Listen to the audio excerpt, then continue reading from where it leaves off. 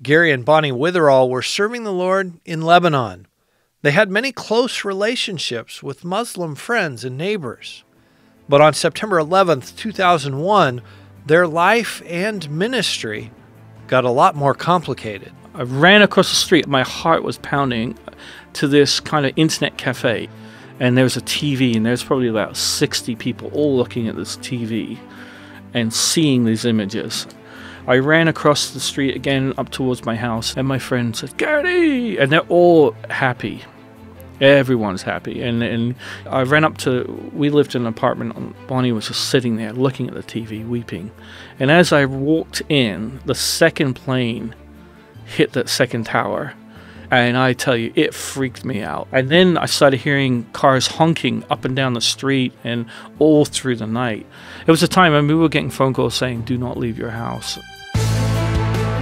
Jesus never promised his followers an easy path. In fact, he told his disciples that the world would hate them. He sent them out as sheep among wolves.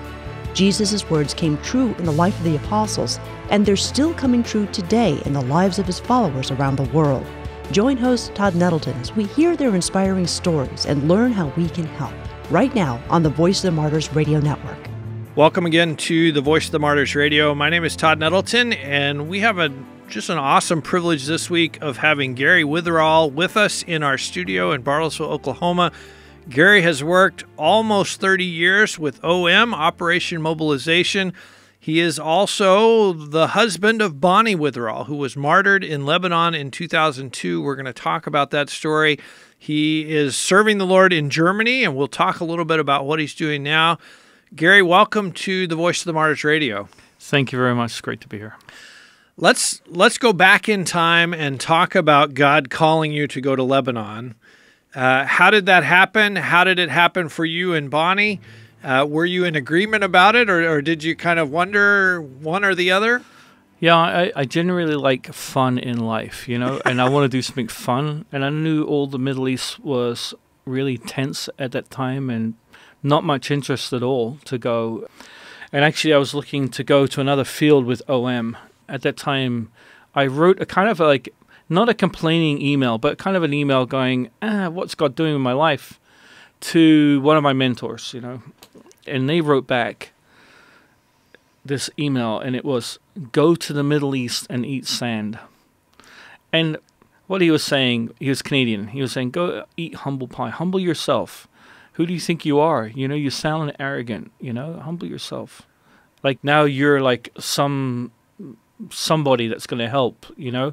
And that was a really great message for me, you know, the idea of to lay down your life. It starts in that place, humility, you know, where you're not like hip to anybody.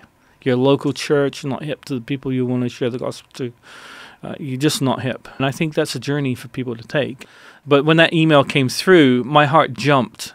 And it was really strange because I had no intention of going to the Middle East. No intention at all, you know. You didn't like sand. You didn't want to eat sand. No, I was in India. I loved India. I traveled around Africa. I loved Africa. But when I read that email, then I just knew that I don't understand this. It's a mystery, isn't it? But that God called me through that.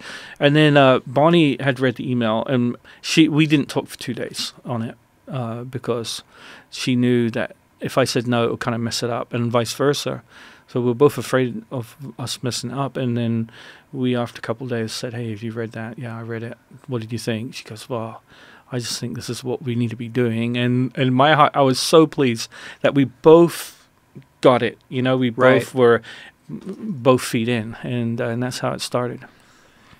You had already been involved in gospel work. Like you said, you'd been to India, you'd been to other places. How was working among Muslims, how did that compare with working among, say, Hindus in India or unbelievers on the streets of Europe? How was it different? Was it more challenging? Yeah, and I have to say this, it's like after being and living there, and I genuinely say this, I see humanity first. So I don't ever really see them, define them as, say, Hindu or Muslim or Buddhist or even any. I think that when you really love a person, like, they could be anything. Or this list of things that now in modern culture will say, this is how I'm defined. But I think that Christ looked at a person and looked at their humanity, at whatever situation they're in, and addressed them in their brokenness. And I think that's where the gospel is. And that's actually how I think being colorblind to religion, it's just a fantastic way to approach it. So actually, I don't really necessarily... I think we waste a lot of energy looking at religion on how to approach someone at their religion. Instead of talking about people. How do we reach people? Let's have a look. If we would have a conversation and describe it like visiting somebody's house and knocking at the front door and coming around the side and swinging open the little screen door and yelling through the door and saying, hey, and they're sitting down for coffee. Like, there are two different ways to approach a conversation or to approach a person, and I think the Arab people are highly intimate, highly friendly, highly relational, all about family, love kids, celebrate all the time. I mean, we have such a perverse understanding of who they are. Yes. And their heritage is so rich. It goes way beyond European history. So the legacy, the history, the culture, the food is amazing. So then you entering into the humanity. Anyway, there you go. Give me a picture of Bonnie. I think, we hear about someone who was martyred for their faith, and we tend to elevate them up on a platform. Share with me what she was really like. When I met Bonnie, and I actually felt she was holy, If I go near her, it's going to mess it up. You know what I mean? Like, I really wanted, she was beautiful and really loved the Lord, pretty strong in her faith, pretty serious. And we're both about to graduate from Moody, So, and the thing is that she really felt strongly towards me, but I didn't know it. And she's a lot of fun to be with. She's quite, bold in her fun. One day it was raining in Chicago. It's one of my good memories. Raining in the summer. Summer rain in Chicago. It's kind of warm rain, actually. Very thick, heavy rain. And she ran out into the middle of the street there in downtown Chicago and started dancing. She was wearing a black dress, very beautiful, and it was a fun moment. And I said, what are you doing? And she was like, I'm just happy. I'm celebrating life, We entered into marriage already focused on giving our lives for the gospel. That's kind of how we entered into our relationship. So a lot of people, they fall in love and then somewhere down the road they get a mission call. You know what I mean? We were already preemptive. You both brought your own mission calls into the marriage, right? Really, yeah. And so there's a kind of a different dynamic, and so maybe we were a little bit further down the road, I think. We're talking today on Voice of the Martyrs Radio with Gary Witherall. He is a gospel worker with Operation Mobilization. So, Gary, God called you and Bonnie to the Middle East. You end up in Lebanon, serving the Lord there in the city of Sidon. What was an average day? What did your ministry look like? There probably wasn't an average day. I mean, it's just like everything was different all the time because of politics, because of the routine of trying to pay your phone bill. I mean, that was a test, and I loved it. We both loved it. It became my home. I mean, I really felt at home there, and people loved us being there. It was like, it wasn't a place where no one liked. I mean, the neighbors, we would hang out with people all the time, and everybody wanted to just hang out with us. So right down in the center of town was a Bible Society bookshop. And it was a big oval table where about, 12, 13, 14 could sit around. And talking about scripture in that environment, we would have a sheikh come in pretty regularly who's a sheikh from a local mosque. He's teaching in the mosque. But he would come and just sit and we would talk about Psalms. He actually loved the Psalms. He loved the Psalms. And he wants to just know what we think and want to talk. And it's actually almost like bookshop is almost like having a ESPN room where guys could just talk football, and you're like, oh, that's easy, right? And I think in that environment, in that culture, people love to talk about God. So it's not like deviant. And I think some of the things I get agitated about is if you're a follower of Christ to like somehow sneak around, I think that no, we need to be bold in who we are and joyful in that. And I think actually people of other faiths respect that, and it seems maybe postmodernism has led us towards it, our own insecurity if we say, oh, we follow Jesus, it's somehow weird, but I think in that culture I felt loved, and it became our home. We were going to live at 10 years. That was our initial commitment. And then I have fantastic conversations. I mean, really profound, not only just addressing political times, but also understanding the heritage and history of our different faiths. And so that was my typical day. And then I would come home and in Arabic, intensive. I mean, when we talk about intensive, it's like wake up, you go to sleep, and just memorizing. And out of passion, language acquisition is quite amazing, as opposed to having to learn it. And Bonnie was off working in this prenatal clinic, and man, she loved these women. I mean, they loved her. She would visit people all the time. Now, was that Lebanese women, or that was refugees? Palestinian refugees. Okay. There's a Palestinian camp there in Sidon, and it's called Ein Helway, which actually was Christian land, and it was given when the Palestinians came out of Israel. There were several camps in Beirut, up in Tripoli in the north, in Tyre and Sidon. And they came when Israel formed as a nation. They were told to leave. They were told to leave by, I think it was the Arab League of Nations. They said, we were going to go in and destroy Israel. And that happened then. And they came with their suitcases and their keys, and then they ended up in these camps with tents, and those tents became buildings. They were never allowed back.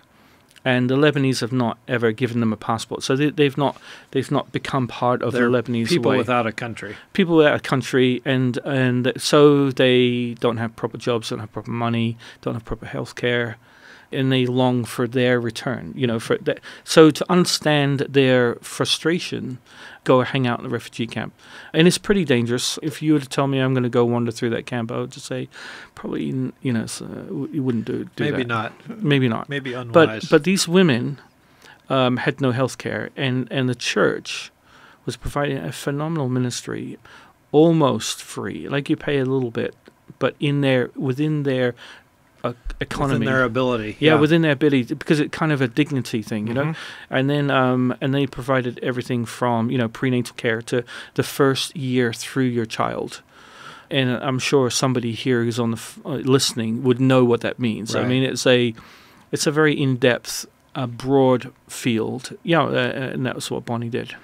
And you were working alongside Pastor Pierre, who actually has been with us here on VOM Radio. So we've actually done an interview, so folks can go to vomradio.net and listen to that. We're talking today with Gary Witherall from Operation Mobilization. So, Gary, you and Bonnie were in Lebanon when 9/11 happened, the attacks here in the United States. What did you see on the streets of Lebanon? How did that affect how you felt there? So it was about 2:30 in the afternoon, and I'd been in the bookshop, and I was leaving to go back home, and I always walk back and forth. Every time you walk, and there's like about maybe 10, 15 places where I stop every time to say hi to people. You cannot walk through the town and not say hi. And when they say hi, they don't... How many cups of tea was that? Yeah, and they don't say hi. They say, how's your wife? How is your health? How's your family back home? How? And they've got like a list of 10 questions every time they ask the same question. It's a way of saying, like I here, care about you. To understand being in the Arab world, people are very friendly and intimate. It's a great place to live, actually. I mean, I know some people will go, they don't believe it, but that's the truth. At that time, September 11th, there was a Filipino mountain that was about to blow. And I was thinking, this must be a volcano, that this volcano is blowing, and they were all watching it. But why would they watch it? And then I was walking along, and I could see as a building, Bonnie and I had gone to Manhattan, just before we went to Lebanon. We love New York, you know, and then I ran across the street. I was like, I saw what it was. I ran across, my heart was pounding to this kind of internet cafe where everyone's hanging out and they're all playing first-person shooter games, you know, like all the kids. And that was my people that I was sharing my faith with and, you know, doing life with. And there was a TV, and there's probably about 60 people all looking at this TV and seeing these images. And I tell you, my heart just... I ran across the street again up towards my house, and there's a shop there, and my friend said, "Gary!" And they're all happy. Everyone's happy. And he was going, "Is this good or is this bad?" You know, like this, you know. And then his mom was there, also happy, but saying, "Of course this is bad," you know. But now for us in the West, we might look at it and go, "That's just evil," you know. But actually, I think there's a genuine innocence. Like if you heard right now some tower was knocked down in Damascus, you go, well, you know, doesn't really affect us. Right. Sorry for them. And of course, it's significantly larger. I mean, thousands of people died, but they could actually put it down to that kind of naivety. Mm-hmm. It's a long way from here. I mean, yeah, or even like if you're at war, you know, your enemy's your enemy, and if they get hurt, you celebrate. But I mean, it became very. I ran up to. We lived in an apartment, a 9-story apartment. We were on the 7th floor, looking right onto the sea. It's fantastic, and we ran up, and then Bonnie was just sitting there looking at the TV, weeping. And as I walked in, the second plane hit that second tower. Wow.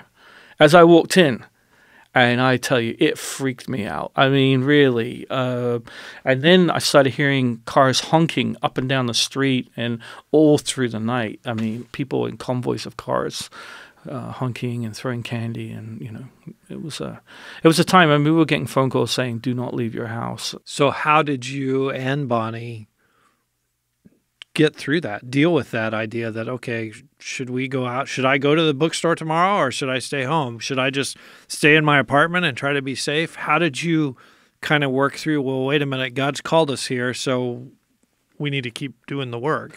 Yeah, it's a really important question to ask, you know, what do you do in that situation? And the truth is, it's like if you're not ready to suffer with people, not just suffer with maybe the church, but also suffer with the people you want to love and reach. If you're not ready for that, really, you have no message for them, you know. And I say that's a very difficult one. You know, people said, "Oh, you should leave now. You know, it's getting really dangerous." And we prayed together, and we just said, "We're here." And at that time, in the next day or two after September 11th, we both said, "We are going to be willing to die for these people now. We're going to be willing to die for them." And I think actually... Had you thought that beforehand? No. When you went there, did you think, you know, it's possible bad things could happen, we could be killed here, or did that never really even... I mean, it didn't sink from your head to your heart, you know? No, in the moment of looking at the reality of where we're at, and I think we were martyred on that day. Interesting. But both of you didn't, neither one of you... That's a very hard thing to... I don't know if I've even said that before. And I mean, I don't say that in a trite way. But I think that at that point we go, no, we're not budging from this, because these people need to hear the gospel, the message of Christ, that it's for them too. And there's a family that they are all invited to. None of us deserve Christ. None of us deserve him. And actually, long before the gospel was in London that I got to hear, hundreds and hundreds of years before the gospel was in Europe, it was there in Sidon. In fact, Jesus himself was there.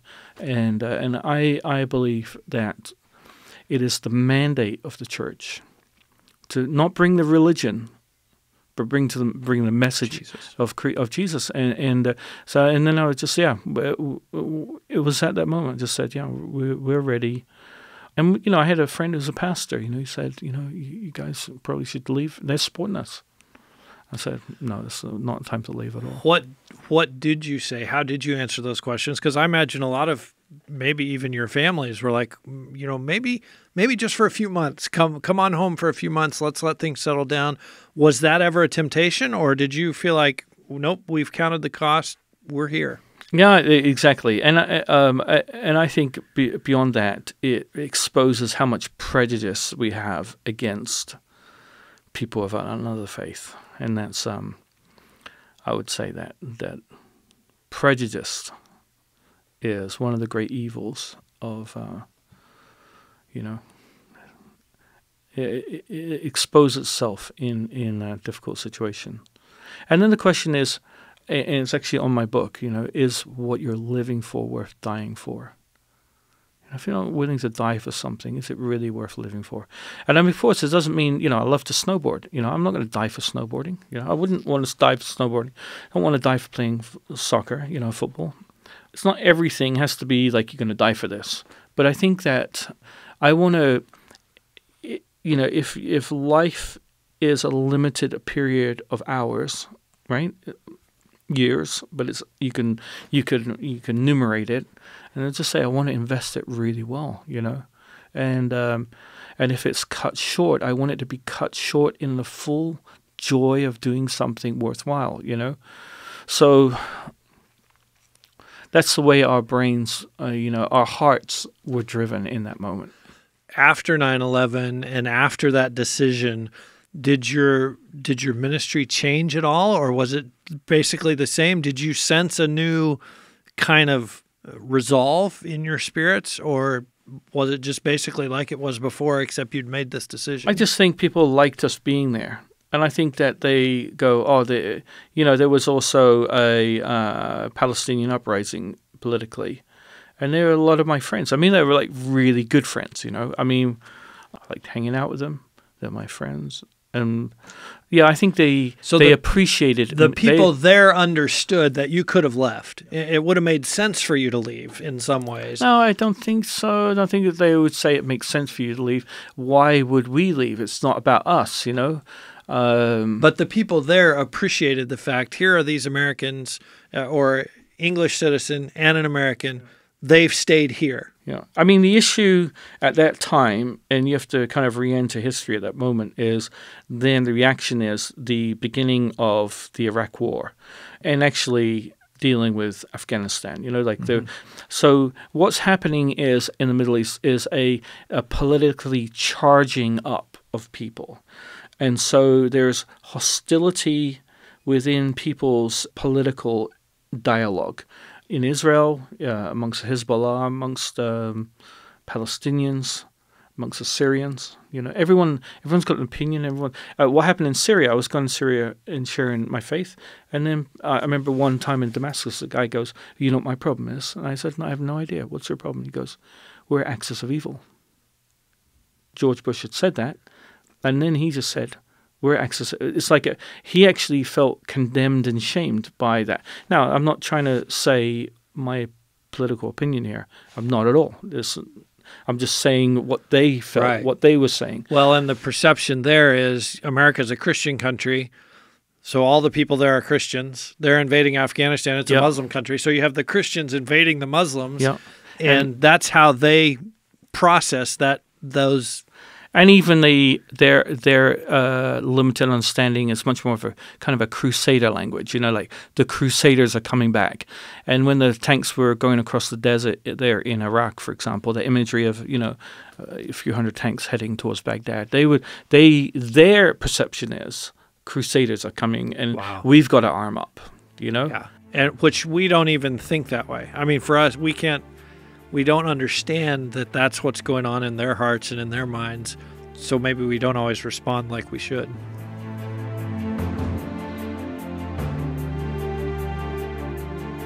We've been hearing from Gary Witherall, who served as a gospel worker in Lebanon. We've heard his heart for the people of Lebanon and surrounding countries, and we've heard about how the geopolitical situation after September 11th started to make ministry more difficult. If you missed any part of our conversation, you can hear it at vomradio.net. Again, our website, vomradio.net. Gary and Bonnie's situation continued to get more dangerous, and ultimately they were called to make a huge sacrifice for the Lord's work. Gary will be back next week to tell us about the day Bonnie gave her life for Christ, and how God ministered to him even amidst the grief and the loss of those days. You won't want to miss his amazing testimony, so please be back with us next week, right here on the Voice of the Martyrs Radio Network.